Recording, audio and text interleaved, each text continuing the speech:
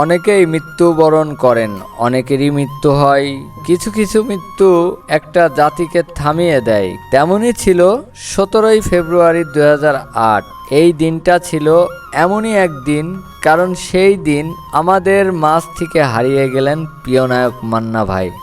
সেই দিন কেউ স্কুলে যায়নি, কেউ দোকান খোলেনি, কেউ সিনেমা হলে ঢোকেনি। সবাই তাকিয়েছিল এই ছবির দিকে, একটা কাঠের বাক্সে শুয়ে থাকা মুখ। সেই মুখটা ছিল বাংলাদেশের সাহসের প্রতীক। তার নাম ছিল প্রিয় নায়ক মান্না ভাই। নাম মান্না, শুধু নায়ক না, তিনি ছিলেন আমাদের হৃদয়ের এক টুকরো ভালোবাসা, একটা সাহস।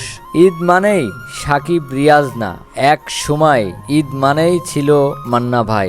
আসিতেছে দুর্দান্ত কোনো সিনেমা, লাইন দিত মানুষ শুধু একটা টিকিট পাবে বলে, কারণ তারা জানতো এই ছবিতে সত্যিকারের গল্প আছে, অ্যাকশন আছে, কান্না আছে, আছে জীবনের কথা।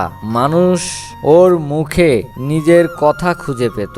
আমরা যখন সিনেমা দেখতাম মনে হতো না নায়ক কোনো চরিত্র করছে, কারণ সে গরিবের জন্য প্রতিবাদকারী হয়েছে। তার সিনেমা যেন একটা হৃদয়ের ভাষা ছিল। আমরা তাকে পর্দায় দেখি আর নিজের চোখে পানি ধরে রাখতে পারি না। আজ সিনেমা আছে, স্টার আছে, কিন্তু কেউ নেই যে মানুষকে খুঁজে যেতে পারে, কেউ নেই যে দর্শকের চোখে ভাষা বোঝে। কারণ মান্না ভাই শুধু নায়ক ছিলেন না, তিনি ছিলেন মানুষের মনের ভিতরে বাস করা এক বাস্তব মানুষ। তার মতো আর কেউ হয়নি, আর কেউ হবেও না কোনোদিন।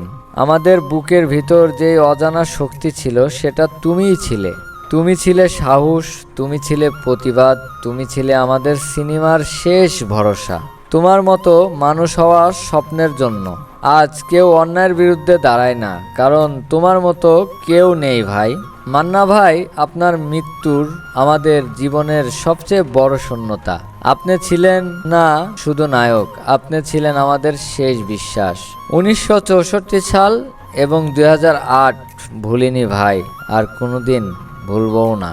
এদেশের মানুষ নায়ক চায় না, তারা চায় একজনকে যে ওদের কষ্ট বোঝে। মান্না ভাই ছিলেন সেই মানুষ, এবং আজও আপনি আমাদের হৃদয়ে এমনভাবে আছেন ভাই। এই ভিডিওটি আপনার জন্যই, চোখে জল নিয়ে বলছি, আমরা ভুলিনি আপনাকে, আমরা ভুলতে পারি না কখনো আপনাকে। আমরা কিভাবে ভুলে যাব আপনাকে? আপনিই তো আমাদের শিখিয়েছিলেন কিভাবে প্রতিবাদ করতে হয়, কিভাবে লড়াই করে নিজেকে জয়ী করতে হয়, কিভাবে সত্যর মুখোশ খুলে দিতে হয়, কিভাবে রাজনৈতিক নেতাকে টেনে বের করতে হয়। সবকিছুই আপনার থেকে শেখা। এবং আজ যেই সাকিব তৈরি হয়েছে, সেটাও আপনার কারিশমাতেই তৈরি হয়েছে। এটা আমাদের অস্বীকার করার মতন কিচ্ছু নেই।